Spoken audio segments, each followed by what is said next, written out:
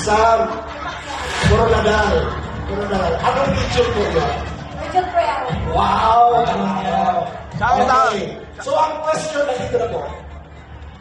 Anong opisina ang tinatak para tumulong sa integration ng mga balik OFW?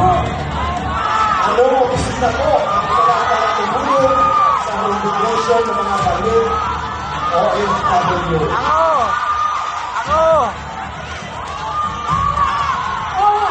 Saan po tayo ngayon?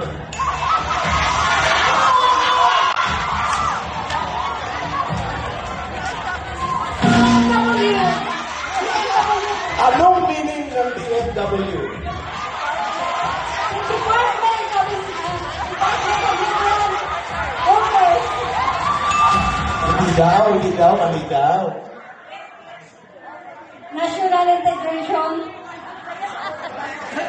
Center for OFW. Ang galing! Tama yung sagot! Salamat po. Pareho ka. National Integration Center for OFW.